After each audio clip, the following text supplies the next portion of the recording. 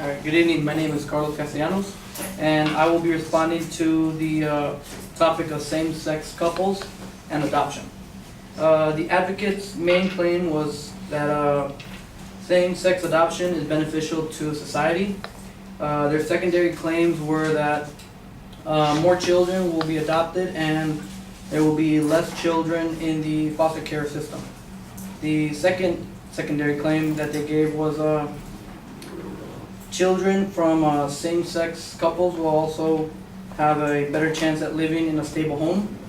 And the third secondary claim is that the children the adoption of these children can be beneficial to the economy. The conflict is not so much in the adoption of the children, but that there is not really that much of a conflict, because when you're adopting children, you are helping the society, you are helping the country or your neighborhood, your city, anything like that. The conflict more is in the secondary claims and the evidence that was used to support these claims. The evidence that is presented is irrelevant, and it doesn't really provide that much support for the actual claims.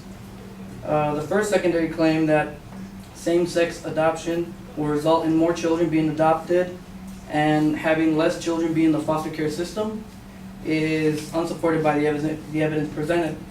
The advocate said that there were 2 million couples same-sex couples willing to adopt children or interested in adopting children, and that in the foster care system there were a total of 640,000 children in that system.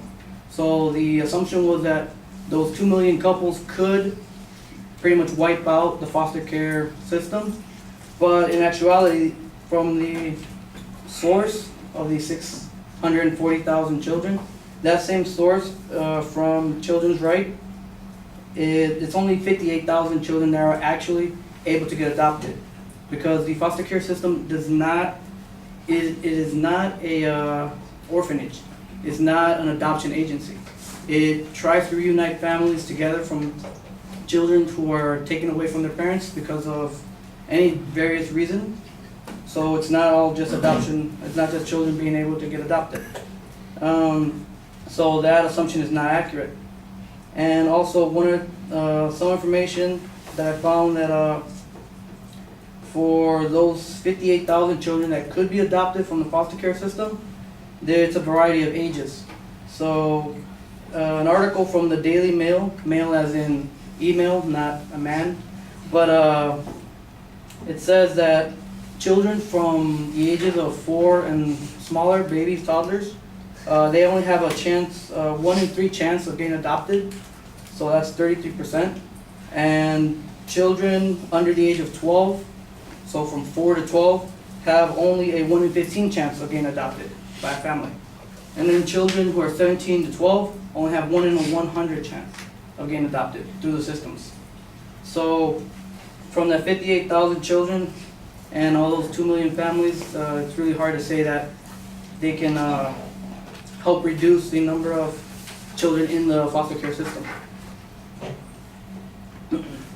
The secondary claim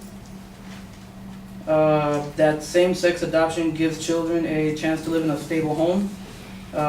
It's a good claim, but the supporting evidence is irrelevant, because the statistics done only use same-sex adoption children and compare it to all children nationwide.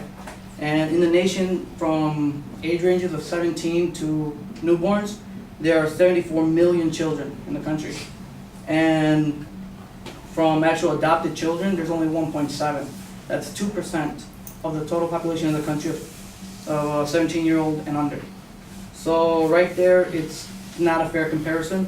It should be the comparison of adopted children to heterosexual families and their happiness levels, and then and their stable homes, compared to same-sex marriages, same-sex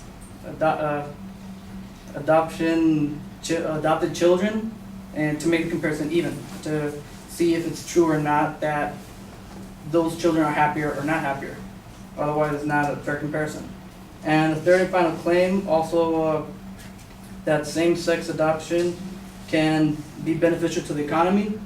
The evidence given here is also it's lacking support for the actual claim, because once again the advocate refers to the foster care system and that it costs $9 billion a year to maintain. But again, that system is not an adoption agency, so the actual children that could be adopted, that will actually be sought after because of the age ranges, might not be a large enough number to actually take a chunk out of that price or that cost of that system. So it's not relevant. So to recap, it is difficult to know if same-sex adoption can reduce the number of children in the foster care system. Also, there needs to be a better comparison between the happiness level between adopted children in regular traditional families compared to same-sex families.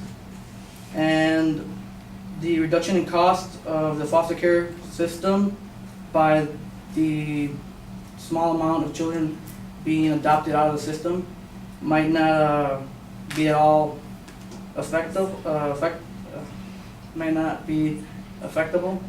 And in conclusion, it is difficult to accept the claim that same-sex adoption might have a potential benefit to society because the evidence used to support the secondary claims is irrelevant, and it does not back up the claims. Thank you.